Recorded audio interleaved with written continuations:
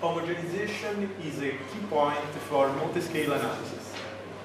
Actually, the interest for multi-scale analysis is really increasing in the last maybe 10, 15 years, and to the possibility to have a homogenization procedure which is effective, very effective, is important for this multi-scale analysis. And this is absolutely more important when the composite presents a nonlinear effect. That is when we have a plasticity effect, damage, or microfracturing of composites. Well, in this work developed in collaboration with Sam and Mattia, we proposed a homogenization procedure based on a transformation field analysis. The outline of my presentation is the following. Initially, I will give some motivation of the work. I will present the material models. Then I will discuss our transformation field analysis procedure. And I will show some numerical application. And finally, some conclusion. Well, let's start with motivation. I have just this slide for the motivation. It's only one. But the idea is that the damage in composite is very important, and there are several types of damage in composite, of course. One or more of the more interesting is the matrix inclusion decohesion, as can be seen in this picture. And often this kind of damage is accompanied also by the inelastic behavior of the matrix, maybe plastic behavior for metal matrix composite, and also from cracking inside the matrix. Well, this kind of mechanism is very important and can be, as it is common in many other composites. One composite where there is something like this is the masonry, where we have the detachment of the brick from the mortar and the nonlinear behavior of the mortar itself. Anyway, let's go to the material models. This is the plasticity model. Nothing special. It's just to fix the notation. Nothing special. It's an elastoplastic model based on viscous plasticity with kinematics and isotropic character. Free energy, and the state equation, sigma is the stress to fix the notation, and pi is the inelastic strain. Okay.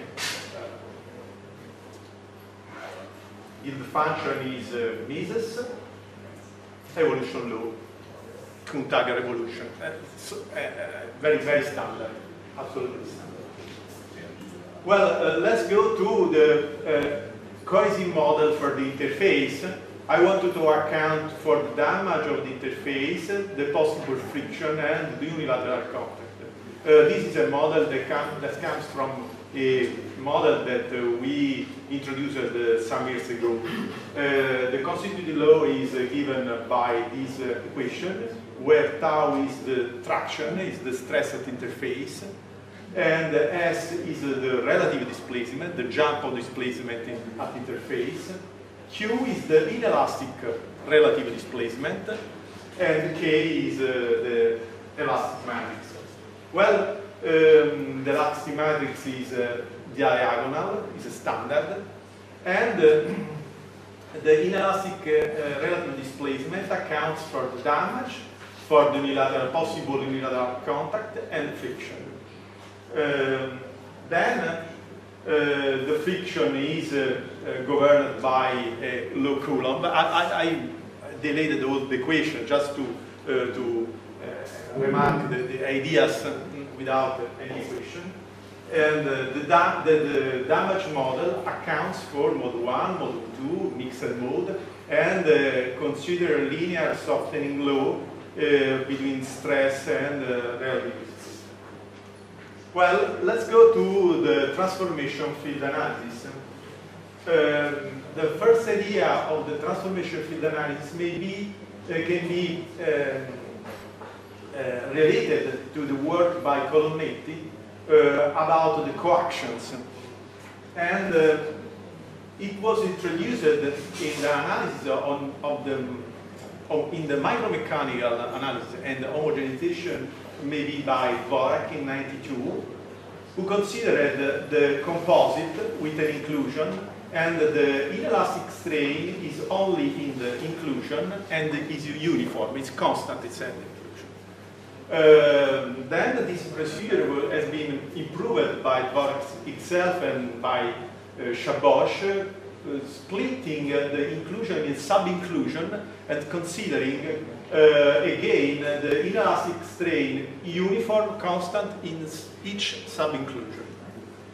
A much more complicated approach was proposed by Michel Suquet, but much more effective, I have to say, even because they considered that also the matrix can have a non-linear behavior.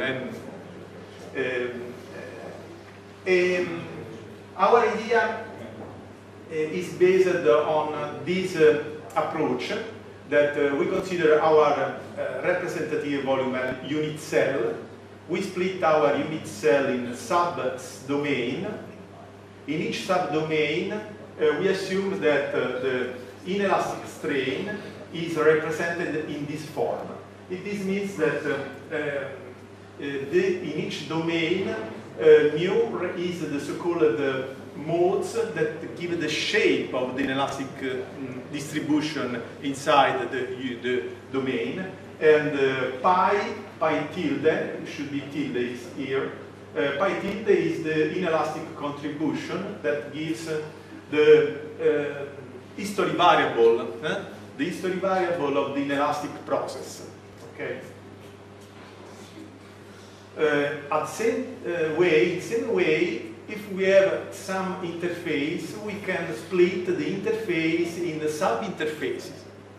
And we can again represent the inelastic strain in each sub-interface by this kind of representation, where lambda are scalar modes and q are the inelastic contribution.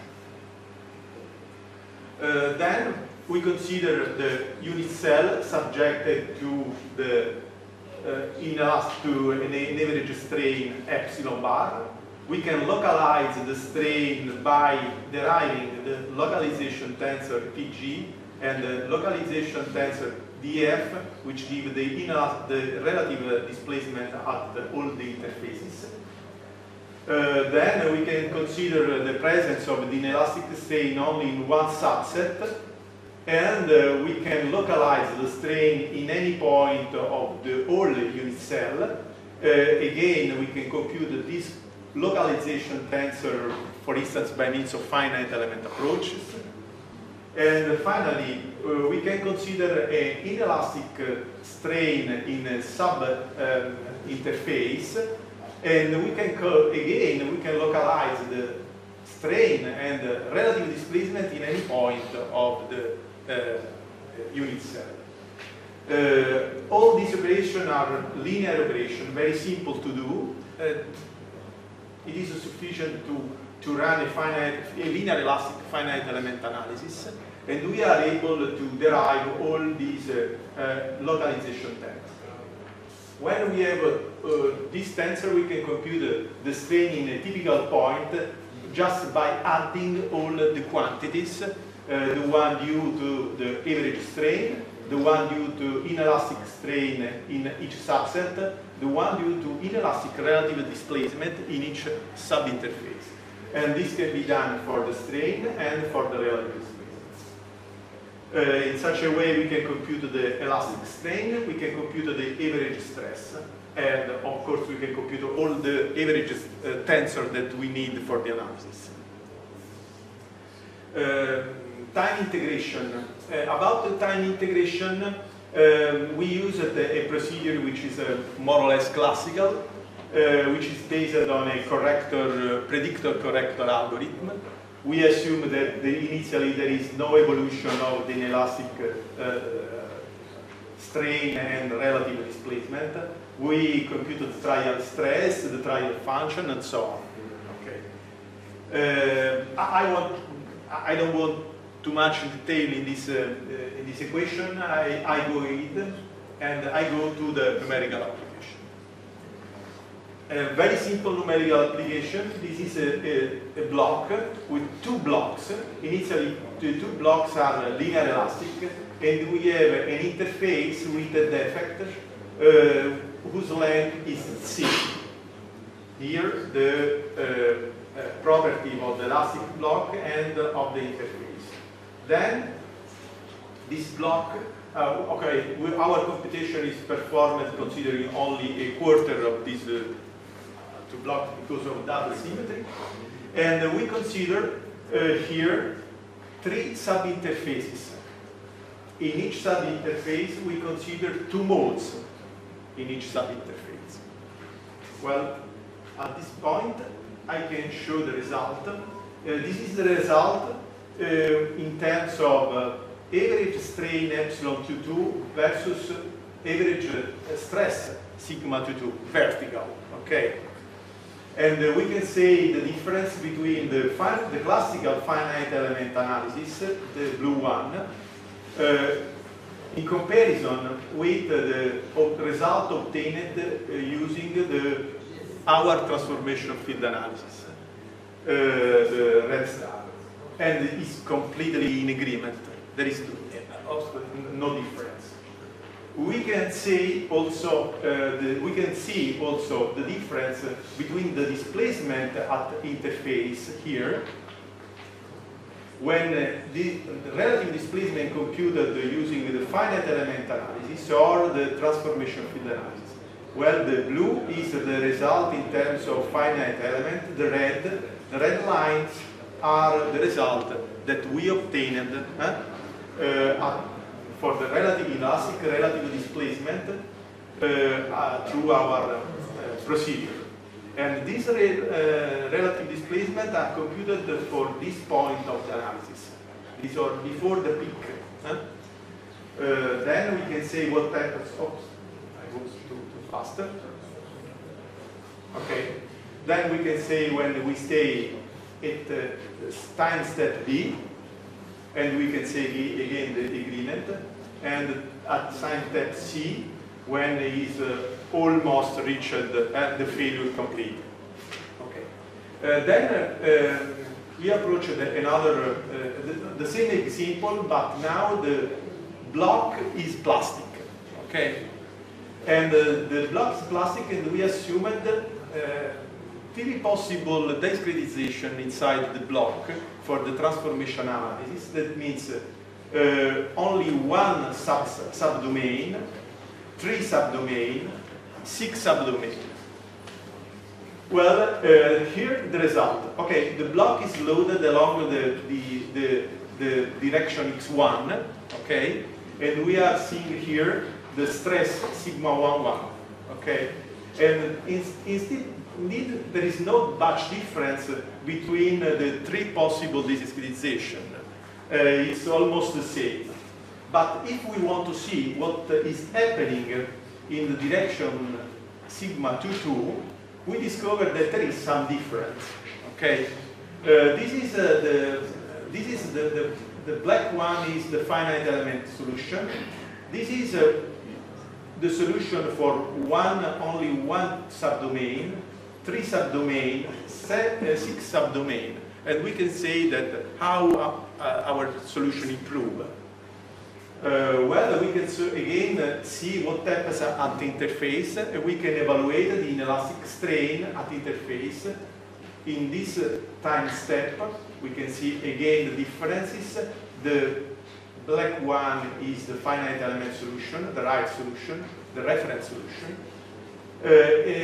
When the damage increment, we have this solution for the finite element, uniform, 3 subdomain, 6 subdomain, and